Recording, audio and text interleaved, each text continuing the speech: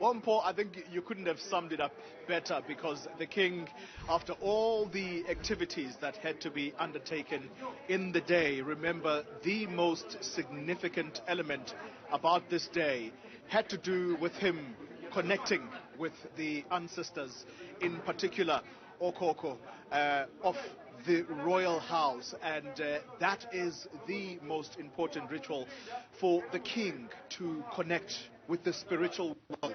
And so when that was done in the day, essentially when he came out of that kraal, he was crowned as the king of the Zulu nation, and the minute he walked out of that, you could see that he was walking in a way with a bit of a spring in his step, and that even came through in the messaging, the short delivery that he made when he addressed the delegates who were gathered inside the marquee.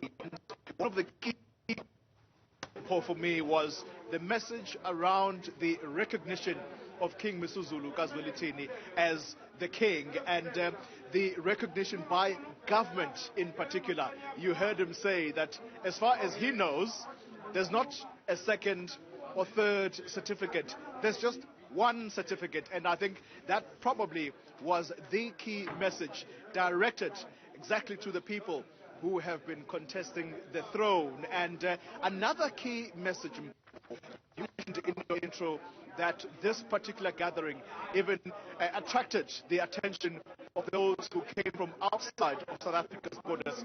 You talk about the traditional leadership from Zambia, from Malawi, from Zimbabwe. The messaging from the king when he made that short address, he said that this is the time for us to connect as a nation, and in a way reaching out and resonating the message that we had heard earlier when we spoke to both the traditional leadership from Zambia and Malawi, and they pretty much said the same thing, that look at us today, we have even lost the language, the Zulu language.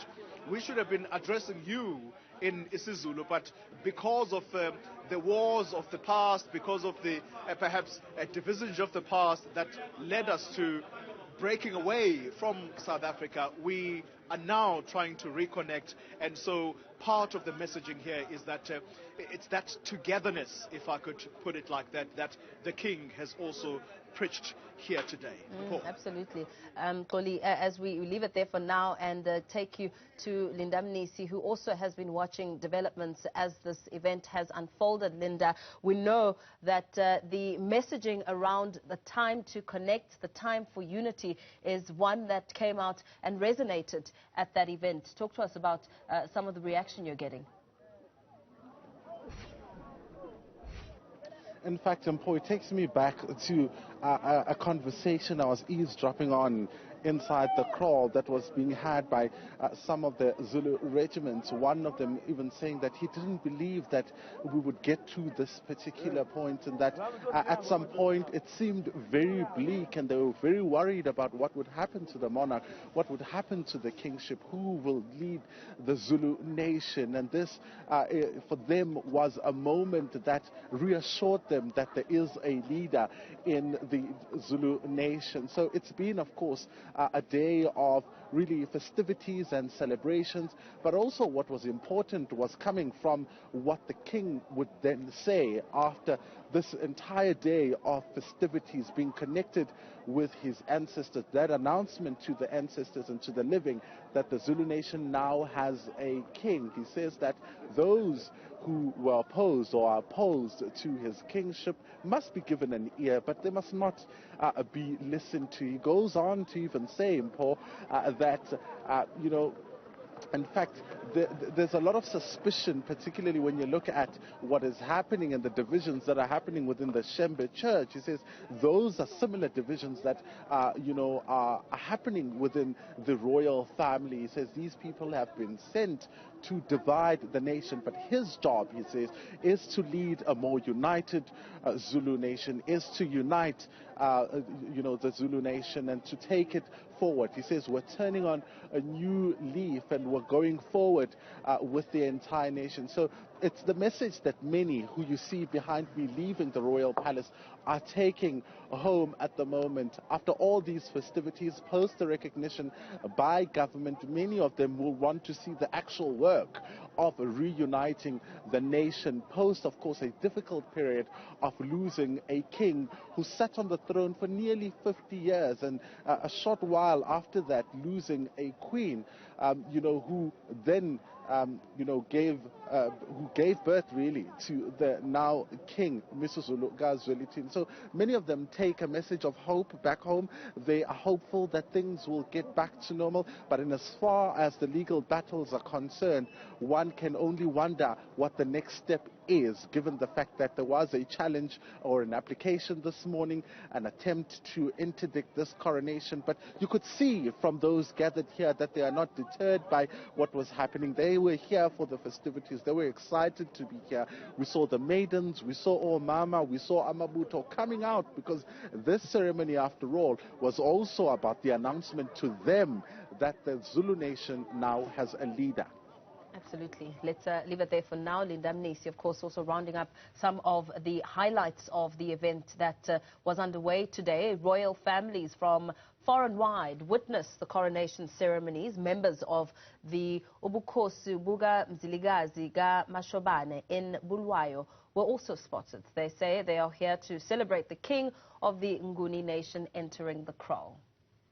Siyinzalo kaMzilikazi sisuka le esigodlweni sakobulawayo le emathebheleni kwaMthwakazi singabantwana benkosi uMzilikazi njengamabutho sizile lana ukuthi sizohalalisela abafowethu. Siyawazi umlando okhona phakathi kwaMzilikazi lenkosi uShaka kwamaNdebele lamaZulu. So namhlanje kufana lokuthi sizobhiyoza sizojabula sisuke khona kobulawayo izolo sesifikile lana ukuthi sizobona inkosi yakithi yamaNguni ifakwe esibayeni. Malawi's King Mbuela V has sent his well wishes to King Misuzulu. He hopes the king will bring unity amongst African nations. In today's function, I would like to wish the king well. It's not an easy task that he's getting into. He has to be a unifier. Fitting into the late king's shoes is not an easy thing. He was the longest reigning king, almost 50 years. That wasn't an easy thing to do. So he is fitting into big shoes. It's only God who can help him get through and unite the people, because otherwise now everyone else is looking up to him to say, how is he going to unite the kingdom? Not forgetting ourselves, because we are also his people. We are out there in Malawi. We are also looking up to him to unite all of us, bring us together. Let us forget about these boundaries that are there, that were created, but we are one. That is why we are here. King Mbuela says while the king is facing opposition within the royal house, Misuzulu must be a unifier. No, it's unfortunate these things happen, but we are family. We are one. As he is getting to the throne today, once he's done, he has to bring all those together. He will be the king. Kings are loved by people. Kings are hated by people. You have to bring them all together. He has to be a unifier.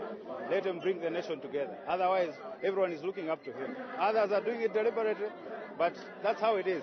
In our world today, they say you can't be a good leader without opposition. So you have your opposition. Make sure you unite the kingdom.